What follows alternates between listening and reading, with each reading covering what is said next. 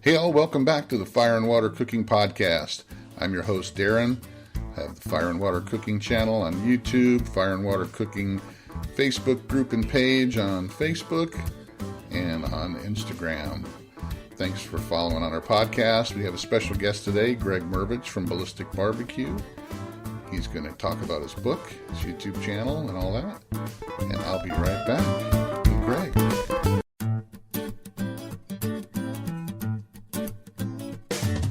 Smoking, grilling, getting hot and hotter, sous vide and chilling from fire and water.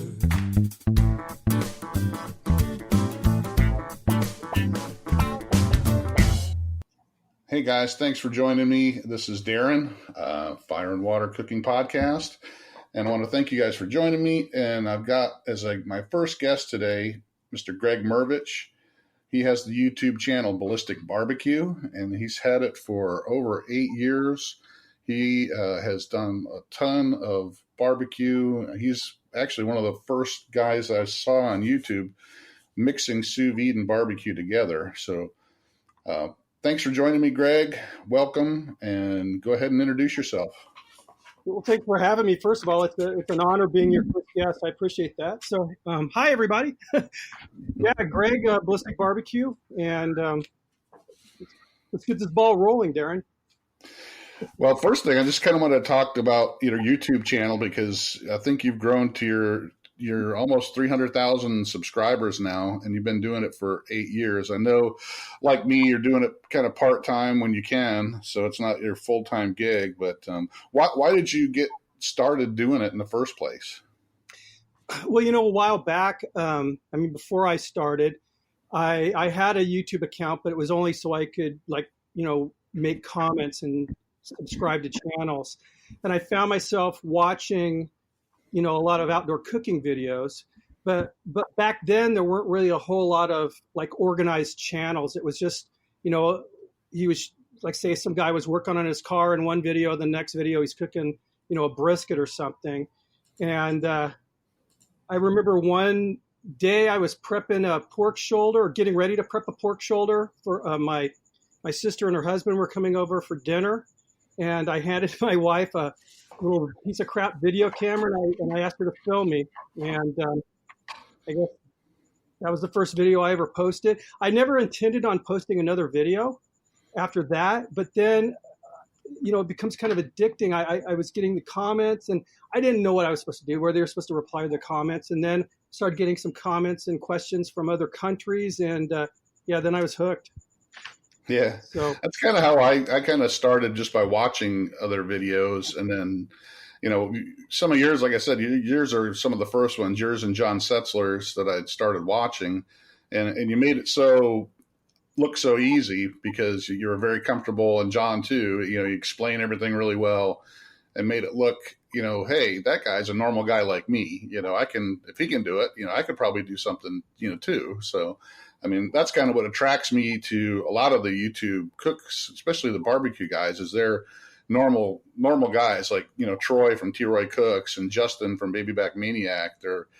They don't come across as snobby, or they know everything, or, you got to kind of, bow to them, because they're the gods of barbecue. Even Malcolm Reed, as long as he's been doing this, he's very personable, very likable, very, not standoffish at all. So, but that's one of the things that attracts me to your channel and people like you. So how many videos you got in your catalog right now?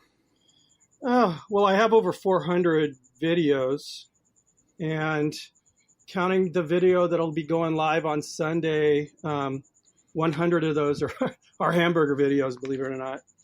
Yeah, that's what I was going to talk about. You do a lot of these different kinds of burgers from different restaurants and different regions and all that. How'd you get started doing those? It's funny, because how when you're, especially back when I started, you're trying to crack the code and figure out what videos are going to do well. And the last thing I thought would do well would be hamburger videos, because it just sort of seems so simple. Back then I was doing some crazy things, like cooking. There's the silky chicken, which is a black chicken with like Blue Bones and everything, trying to figure out what people wanted to watch. And one of my subscribers, she's still a subscriber. Her name is Angie. She lives in Australia. She asked me to do a Big Mac video. So I did, and it got a really good response. And then I realized, you know what, this is fun. I like doing hamburgers are fun, and I think they're just very approachable, so people aren't intimidated by them. And I realized very quickly you could also elevate hamburgers. You know, they don't have to be just meat, cheese, onions, pickles, and lettuce. I mean, you can kind of craft them around other types of foods and everything. And it got a really good response. So I just sort of kept it in the old arsenal, I guess. Well, and I can see that because burgers are very, everyday food. They're, everybody, can, appreciate a good burger unless they're a vegan. So, yeah. Or a vegetarian. Everybody likes a good burger. And some of the burgers I've seen you cook is just like, wow, I would never thought of, using those combinations. And that's one of the things that I like is that you can take something that seems like it's so simple and that it can be so overdone. And then you look and you go, wow, that's something I've never seen before on something that's so, normal and everyday, so that's kind of what I like about the burger videos. So I know you do a lot of burgers, but what's your favorite food to cook for yourself, for your family? I mean, your number one food, whether it's barbecue or anything. I really enjoy cooking brisket, and my wife's favorite is their beef ribs. So when I do, and I love good beef rib, so I guess briskets and beef rib. We're beef eaters here in this house. Now, see, I'm a big beef rib person too, and I cook plenty of briskets. It's beef ribs are just either kind of hard to find here. You can either just get the little short ribs, or you have to go to Restaurant Depot and try to find a rack that's not under $150, for the big short rib or the big chuck ribs. But one of the things we can't get here, I'm in Florida, so you guys get a lot of is the tri-tip, and it's very hard to find over here. And when I do find one, I like to cook those up. Do you not like the tri-tip too well, or is it just you prefer brisket? No, I love tri-tip. I mean, it's one of my personal favorites. But yeah, I mean, as far as our favorites, definitely beef ribs and brisket. But gotcha. I mean, it's definitely a California thing, and we do cook up a lot of tri-tip. Yeah, and we just can't find it here. And when I do, I grab one. I mean, there's a meat supplier I can go to, but they're out of the way, and you got to go on certain times, certain days, and certain time of the day because they're a wholesaler. They sell to restaurants. So if you're not there within like a 3-hour window, Monday through Thursday, you can't get anything. So. Well, I think you're going to see a change. I mean, tri-tip's definitely making its way east. So right. I'm guessing. Yeah, I know it's made it to Texas pretty good. So I mean, yeah. Texas, they seem to be finding it everywhere. So hopefully it's like In-N-Out Burger. They got Texas, has In-N-Out burgers now. So I'm hoping the In-N-Out Burger will get over here to Florida soon because I love In-N-Out Burger. So I'm hoping Whataburger makes it out here. Yeah, I don't know. We had Whataburger here in Florida for about 2 years, and they didn't do well. Oh, really? They closed them all up and moved them back to Texas. So. We got, Shake Shack out here now, and of course Five Guys. Then In-N-Out, of course, but yeah, we don't have Shake Shack yet either. And we just started getting some smash burgers, but the ones over here aren't as good as the ones I've had out in Colorado and that area over out west. So I don't know if it's different owners or what, but. There's definitely a burger culture out here in Southern California. So I don't know. Texas, they have their briskets and we have our burgers, I guess. I don't know. So besides YouTube and Instagram and all that, what do you do besides that as far as your Ballistic BBQ? Do you have your own website, or is it strictly YouTube that you're doing for that? Or no, I have my Facebook page that I share my videos on, and I'll do kind of edited down versions of my videos and put them on there. Have you found it hard to pull people from Facebook to YouTube and vice versa? Yeah, I think there's definitely a different, it's a different audience. I think there's definitely, go ahead. I have a Facebook group that I started. It was one of the first things I did start was my Facebook group. And I'd have almost 6,000 members on that. And then the page, I've got over 2,000 members. And I find it really hard to pull those Facebook people into YouTube because I'm under 2,000 subs on YouTube still. So it's kind of baffling to me that, I've got like 6,000 members of my group on Facebook, but can't get them over to the YouTube to subscribe. So I just find it funny. And then Instagram is totally different itself because you can't really, it's just pretty much you post a little snap of a video or pictures and stuff. So it's just kind of. Yeah. And Instagram, I guess, is, see, I'm been really negligent on those other platforms just simply because I just didn't have the time. Right. I'm going to start having some time here real soon. So I'm trying to give the other platforms some love and hopefully grow those other. Yeah, and that's kind of what I said, I'm saying is that some of these, you'd have a really, like you have a really big YouTube channel, but, the Facebook, might not be as big. And there's this guy, Barbecue and Bottles. I don't know if you know him. He's got a YouTube channel, but he's got an Instagram account that's got over 500,000, followers on it. But I think he just broke like 4,000 subscribers on his YouTube channel. So it's just kind of weird that some of these social media platforms, you'll have a huge following on one and not on the other, even if you try to give it, attention. But so I know you said you're getting ready to retire here soon. So what do you do right now besides YouTube? Well, so I've been a police officer with San Diego PD for it's going on 30 years, actually. And in that job, one of the things I've done for 26 years is I teach, the driving in the academy, the pursuit driving. Yeah. And so over the last 5 years, I've been running that program. So I work out of the academy. Wow, cool. I kind of coordinate all the driver's training for the recruits. So you're getting ready to retire from that and do the YouTube and barbecue full time then, huh? Yes. I'm ready. I'm ready for a new chapter in my life. Believe me. So getting back to that. So I know that I've watched a lot of your videos, and you tend to work on a lot of different grills. You get, companies will send you grills to try out, and you have all kinds of different accessories. What's your favorite grill that you have right now on your patio that you like to use most often personally? That is a really hard question. I know it is. Really, I had the same problem. I really, really love my Lone Star grills, that offset vertical. I love that thing. I'm sitting here looking at it right now. It's just a pleasure to cook on. And that's how I cut my teeth, is on offsets. And I started out with the New Braunfels Black Diamond, and then I bought a Gator Pit. This thing is just, in my opinion, nothing stands up to this as far as the offsets I've owned. Mm-hmm. And I just love that thing. And it's, the griddle top. Actually, the video I'm uploading it'll actually go live on Sunday. I used the griddle top to cook this burger that I did. I really love that cooker. Yeah, I've seen a few of those Lone Stars. I know that you've got one, and Troy's got one, and Justin just got one. And those things are nice. I think Russ Jones has got one also. Those things just look solid. They look like they're built like a tank. So they're built like it's like mine's like a high quality gun safe. There's so much attention to detail on this thing. Yeah. And it's not just pretty, it just really functions. It is just such a magnificent cooker.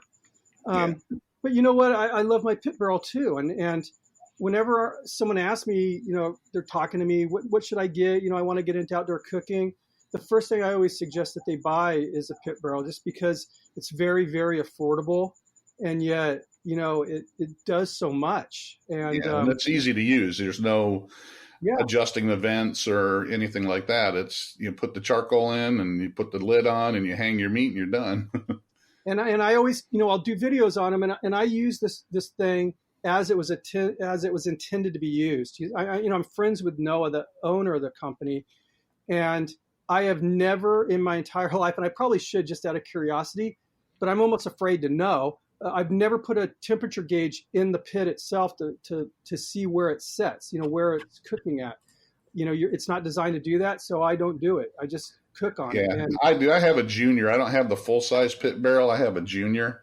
Yeah. But Noah sent me to kind of test out when they started selling them again, because I contacted him and he goes, look, we're going to release the junior again, and we want to have somebody test it out. So, it's okay. I mean, if it's it's a lot smaller than the normal size one, but I do run a temperature probe in it, and that thing just sits right around 275, no matter what you do. Yeah. And that's a perfect temperature to cook just about anything. You can cook Really brisket, pork butt, ribs, chicken. You can cook everything right there at that temperature. So now I know you like made your own ballistic griddle and some other accessories and appliances for like the Weber kettles and stuff. How did you get involved in that? It actually started because of the my burger series, the copycat series. I go kind of spastic, I guess, when it comes to the research when I'm going to do a copycat, and I was going to do it was one of the, I think it was a smash burger was the first one, and I went to a local fabrication shop, and I just had them cut me a semicircle out of mild steel, and I started cooking on that thing. I did the video on it, and I just loved cooking on that thing. I mean, it's just fun to cook on, that type of cooking, and especially the more I got into the burger culture, I guess, the more I realized that in my belief that some of the best burgers in the country come off of a flat top.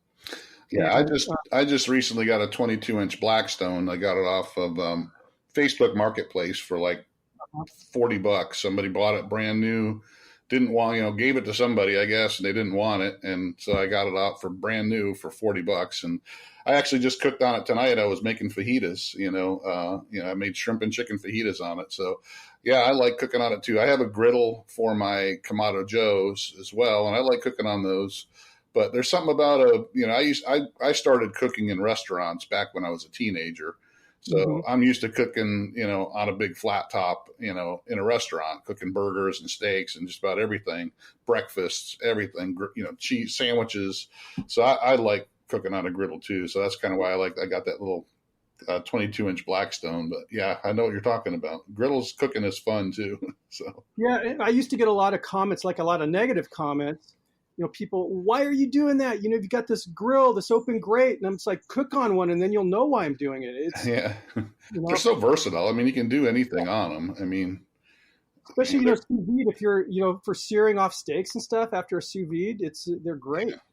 Yeah. I've done it a couple of times. I've, chuck roasts. I've seared some, after I've sous vide chuck roasts, but I mean, you can do just a lot with it, but I love my grills too, but those, I mean, my patio probably looks a little bit like yours. I've got, a pellet grill. I've got 2 Kamados. I got the pit barrel, and I got the Blackstone out there. So I can cook just about anything I want out there.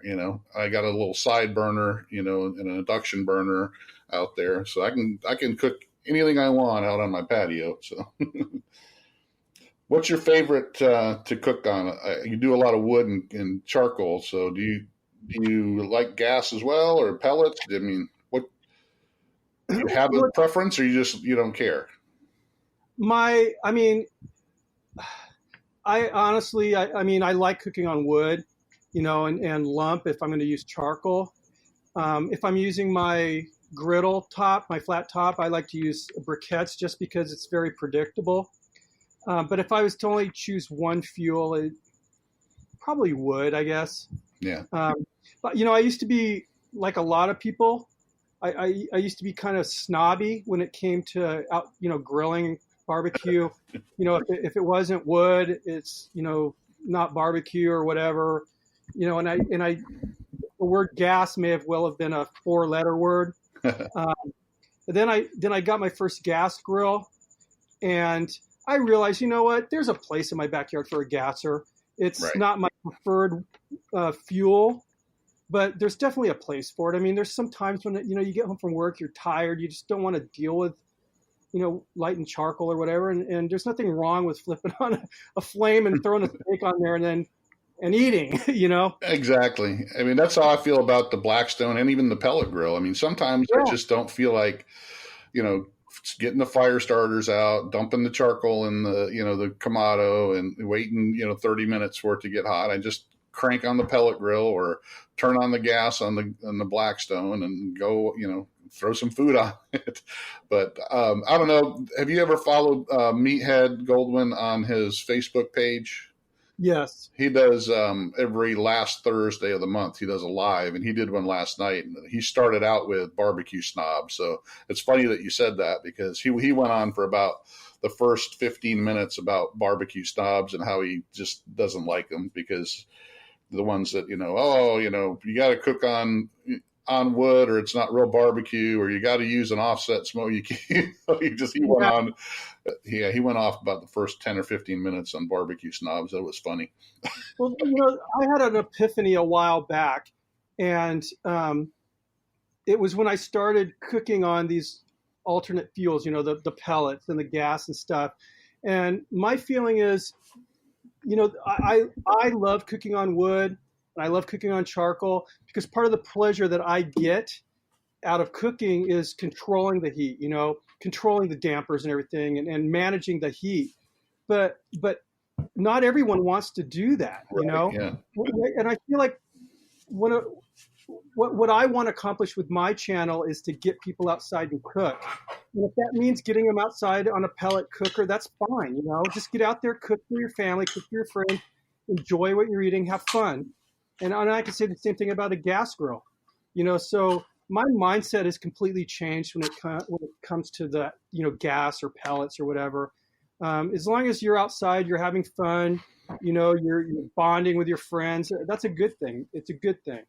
Well, and a lot of people start with simple stuff like a gas grill or, a little Weber kettle or, whatever. I mean, not everybody wants to, go out and buy a Lone Star, offset, or, a Big Green Egg or a Kamado Joe or, a $8,000, Yoder pellet grill. They start off small and then they learn. That's how I did it. I mean, I started off, with a little Brinkman, vertical electric smoker that you just tossed wood in the bottom and a little electric burner, it just kept it going for you. But I had fun doing it. And then I learned, and then you start going down the road. So I think as long as you're cooking good food, it doesn't really make it different.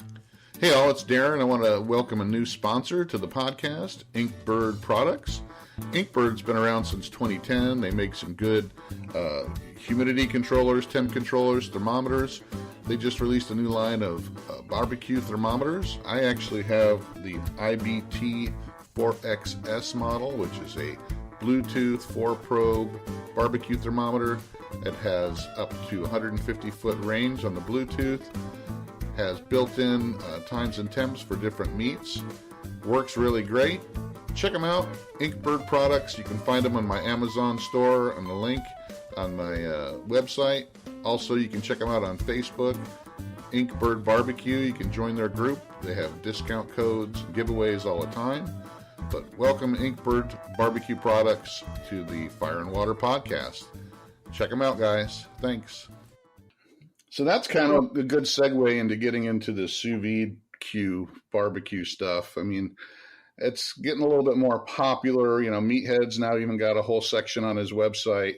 But one of the first people I've ever saw do it was you on YouTube, was using sous vide and incorporating it with barbecue, mixing the two together. And that's one of the things that kind of intrigued me back when I first started getting into sous vide, because I'd been doing barbecue for 30 years, and I'd started looking at sous vide and got really interested in it. And one of the first things I said, well, wow, I could kind of use this, mixing it with barbecue and make it, kind of easier and, just kind of play around with it. And then, one of your videos, I think, was one of the first ones I saw.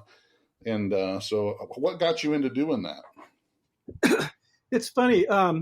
They're a good friend of mine. His name is John Curzette. He has a channel that unfortunately for all of us, he stopped uploading on called Big Meat Sunday.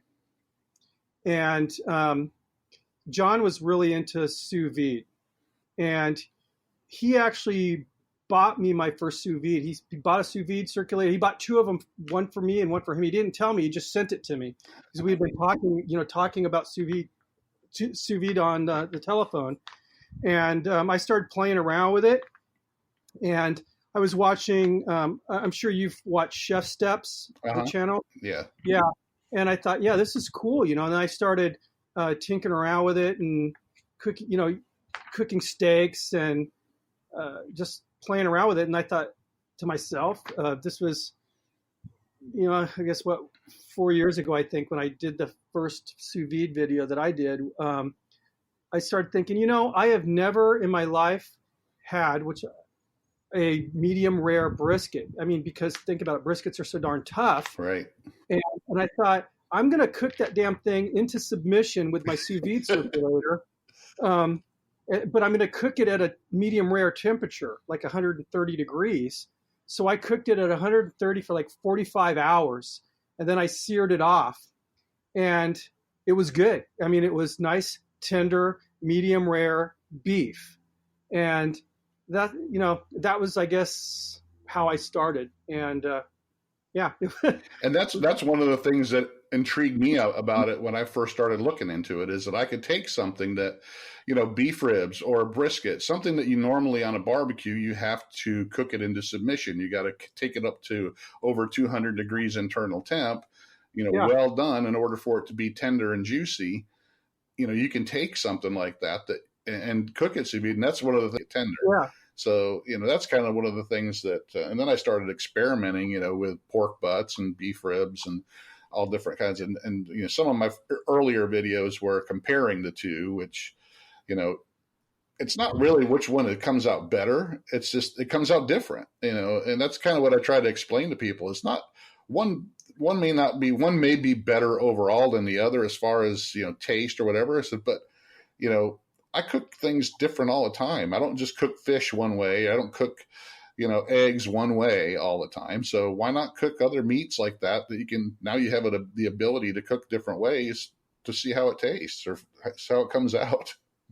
Well, and on the note of, kind of my philosophy of just wanting to get people out there cooking, a good buddy of mine, that guy he can't cook to save his life.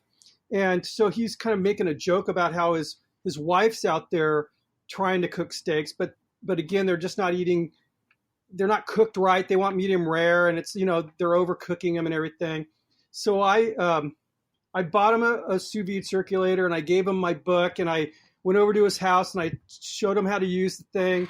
And now they're just, they're cooking beautiful steaks now, Right. And that's a good thing. It's cool. It's funny though, he still calls, because I was like messing around with seasoning it with rosemary, sprigs of rosemary in the bag while it was in the immersion and everything. And he's like, calls me up, hey, what are those trees you bought again? Those trees?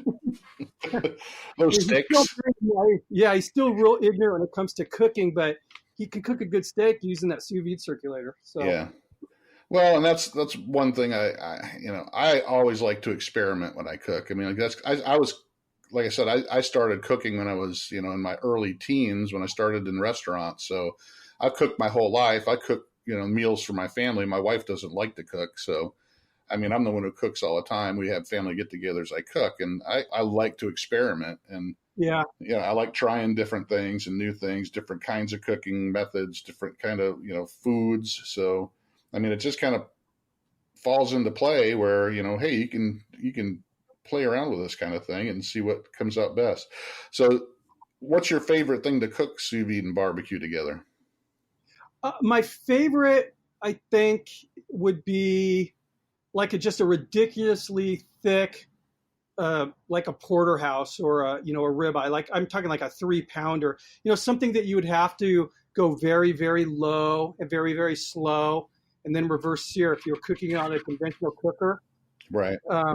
Because you get that perfect, that you don't get that halo, with sous vide. It's just, perfect pink to pink, top to bottom.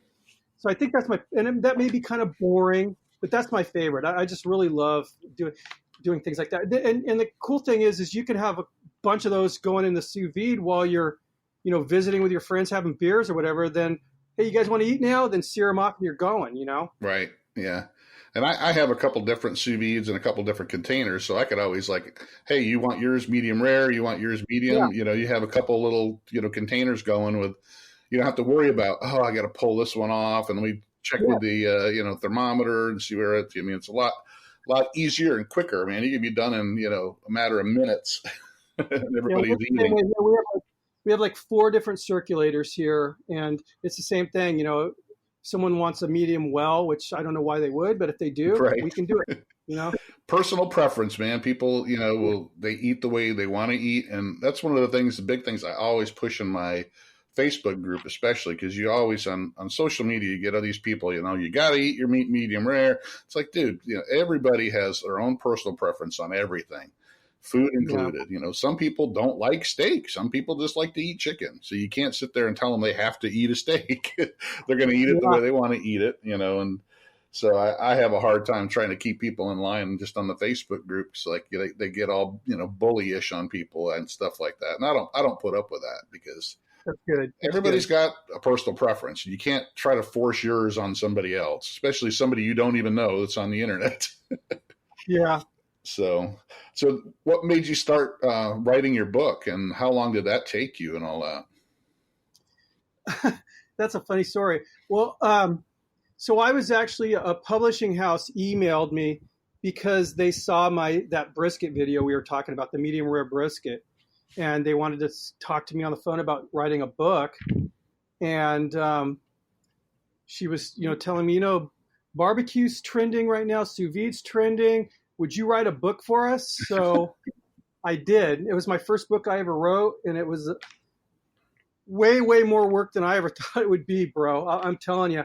But I mean, I put a lot of hours into that. I can't tell you how many hours I put, but it was way more work than I was expecting. It was a lesson learned.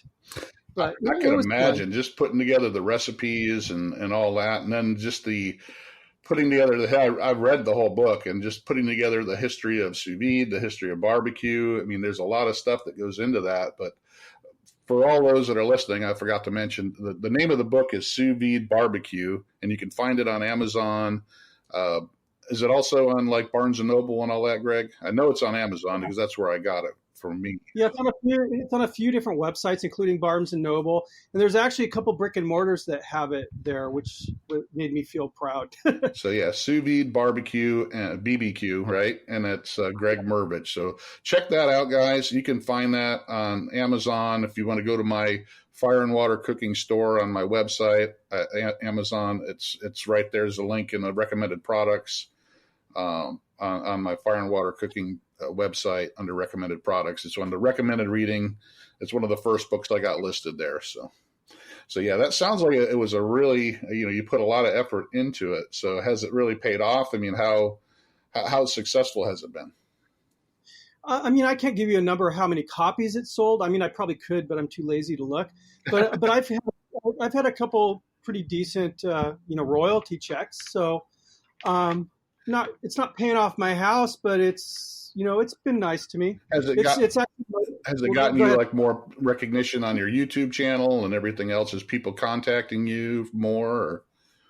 Yeah, I've had a lot of questions coming through my email, sous vide questions. But it's actually motivated me. One of the things I'm going to do I've actually already started kind of putting together the recipes. I want to do a hamburger book. Yeah. That would be good. I mean, that would fit because you've been doing hamburgers for years. So yeah, I'm sure you got a whole stack of them. You could probably fill a really thick book full of them. So yeah, I could write a pretty big book. Well, I don't know if I'm going to try to self-publish it or try to, find a publisher that'll buy into it. But either way, I'm definitely going to do that. How so that particular publisher contacted you, would they not if you approached them about doing another book, would they not I haven't approached them yet, just simply because I'm not there yet. I'm not ready to get into that again.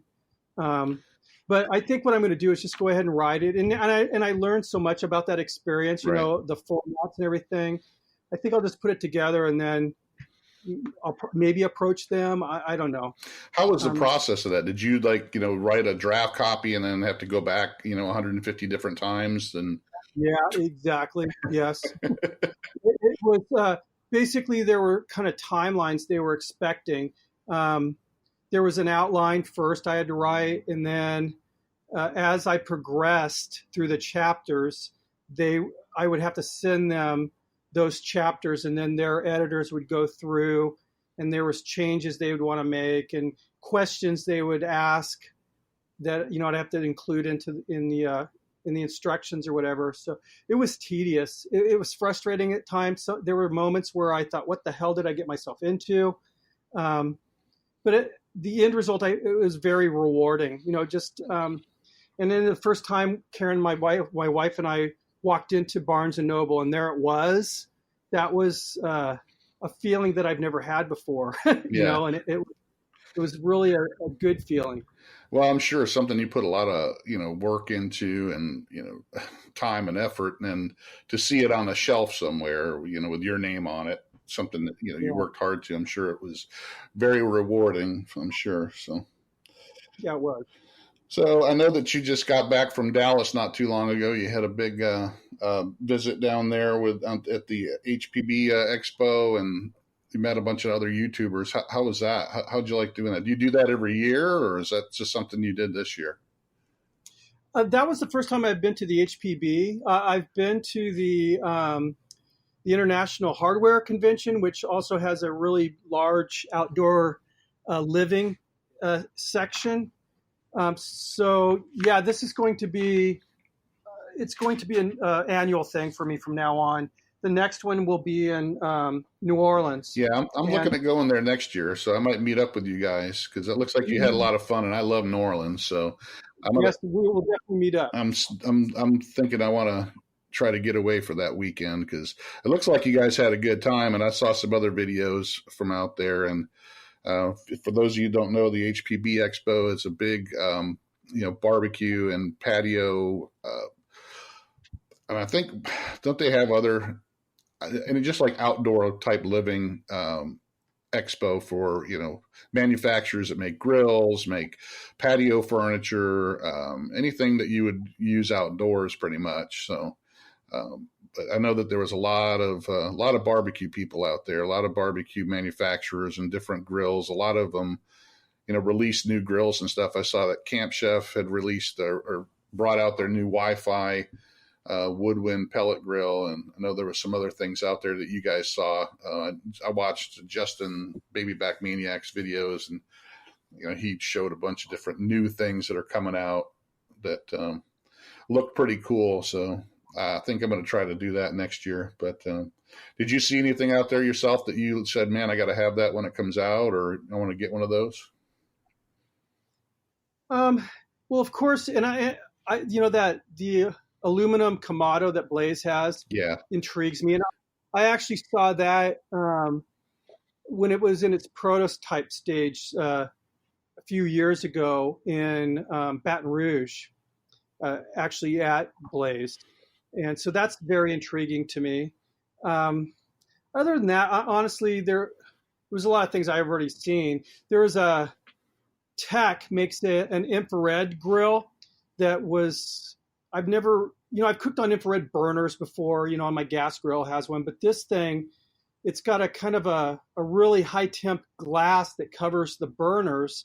And then there's a grill grate over that. And they were telling us just how ridiculously hot you can crank this thing up to and still pour water onto this glass top and it won't crack.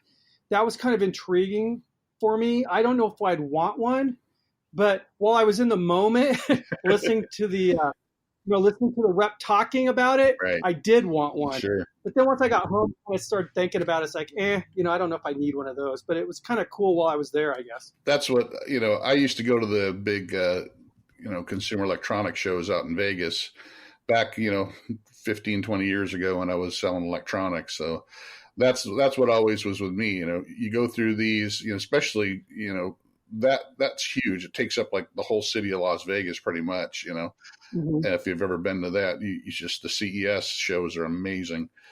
You just walk around, you're just like, I want one of those. I want one of those. I want one of those.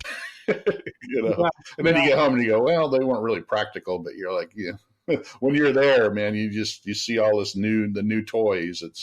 You're like a kid in a candy store. I can understand that. So Yeah, you get that those endorphins are pumping. yeah, testosterone starts flowing. Yeah, and I'm pretty impulsive too. So Me too. yeah, but it was a very, very fun show. And like Craig Tabor, I don't know if you know who he is. Yeah, I know Craig, Big Green Craig. Yeah, Big Green Craig used to be Right. Big Green Craig. He and I have kind of been following each other for years, but we've never met in person. So that was just awesome meeting him, and of course hanging out. Justin and I, we've become great friends over the last couple of years, but we'd never met in person. That's the first time we've met in person.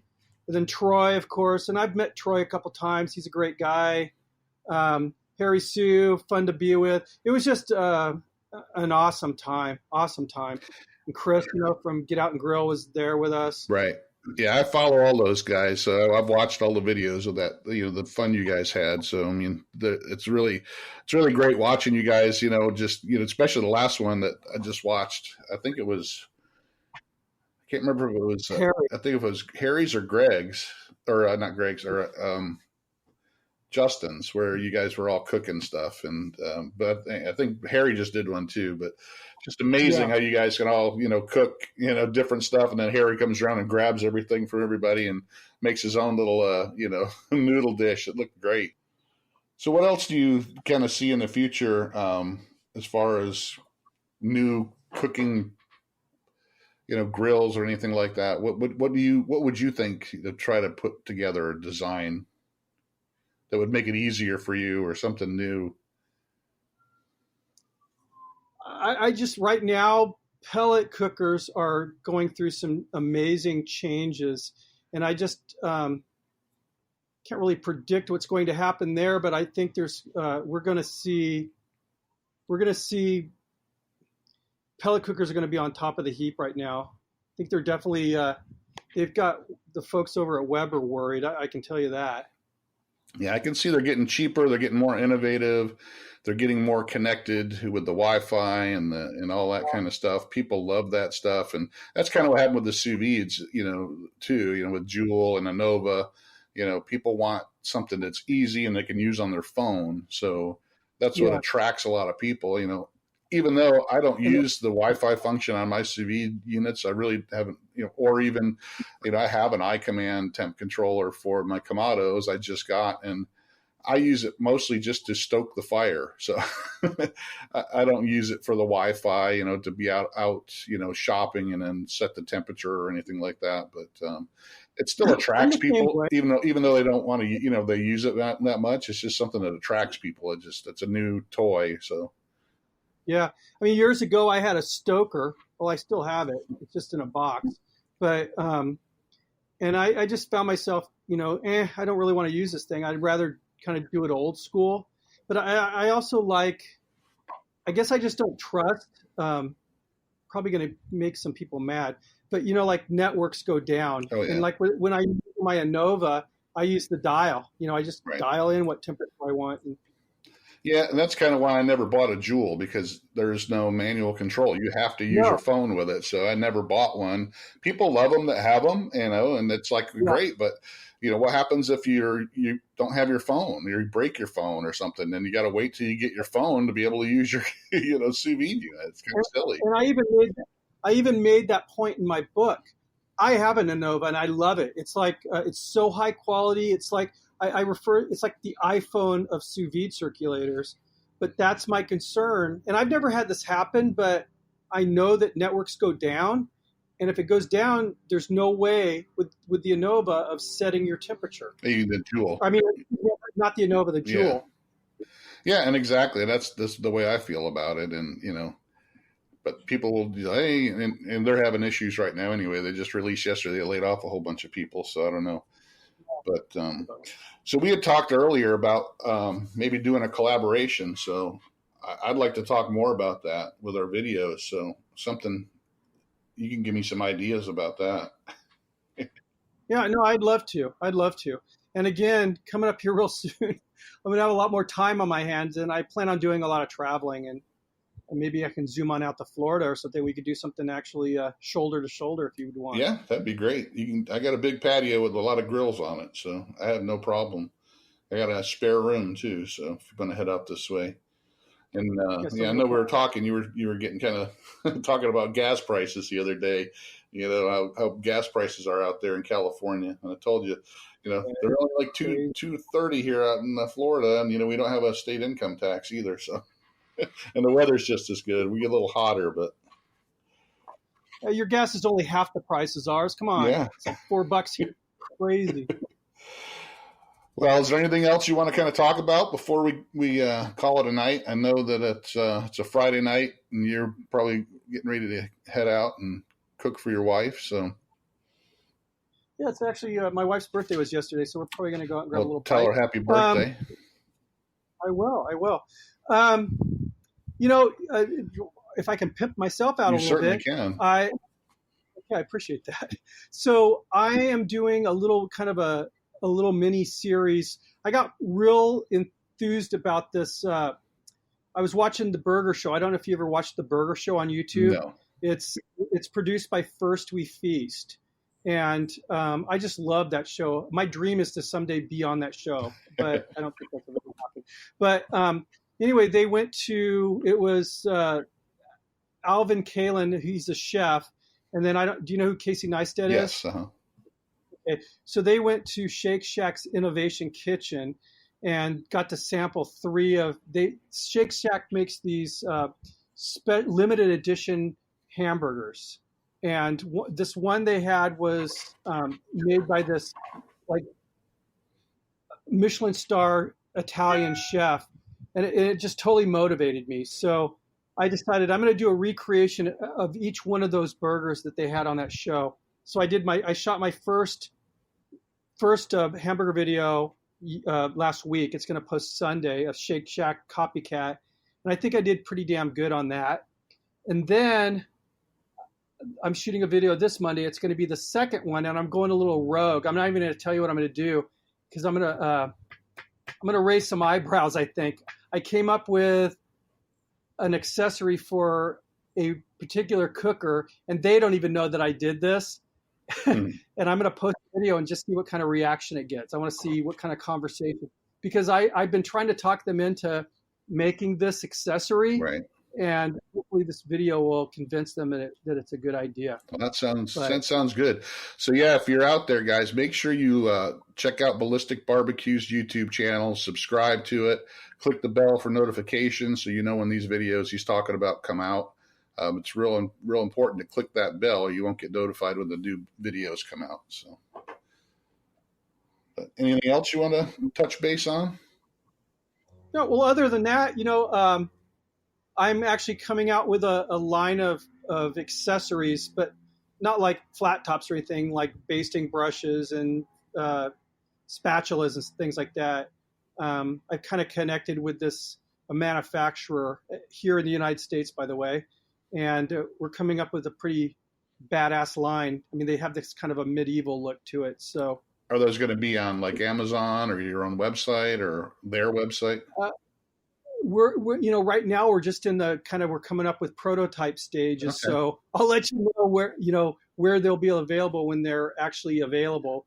Right now we're kind of in the design and prototype stage. But well, if everybody follows you on your YouTube channel and your Facebook page, they'll be notified, I'm sure, as soon as they're available. Well, yes, they will. Well, I want to thank you for joining me, and thank you for being my first guest. It's been great having you. I've been watching your videos for a number of years, and you've been an inspiration to me, and I'm sure you've been an inspiration to a lot of other people out there. And it's really great being a part of the YouTube cooks community, because a lot of the guys like you and Troy and Justin and Harry, help each other out, and excited about teaching people, and that's kind of what I want to do. And that's why you're one of the first ones I wanted to have on my podcast, because, I've looked up to you, and I really appreciate the things that you do, and some of the others that, trying to help people and not look down on people or be condescending. It's just, it's always about helping people learn and all that. So I want to thank you for being on, and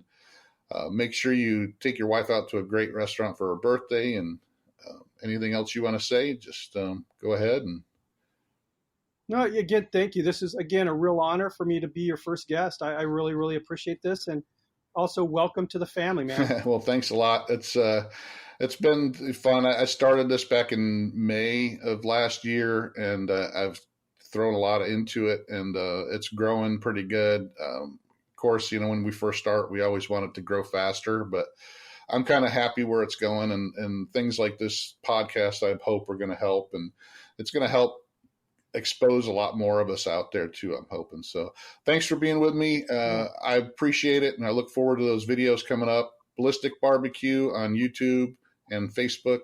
Check him out, guys. Greg Mrvich. Check out his book, Sous Vide BBQ, on Amazon. Thanks a lot, Greg. I will talk to you later. Okay, thank you, Darren. I appreciate it, buddy. Well, guys, thanks for joining us today. Thanks to Greg for being on. Make sure you check out his YouTube channel, Ballistic BBQ. Check him out on Facebook. Check out his book, Sous Vide BBQ, on Amazon. We appreciate you guys following along. Make sure you subscribe to this podcast. We have some good guests coming up here in the next month or so.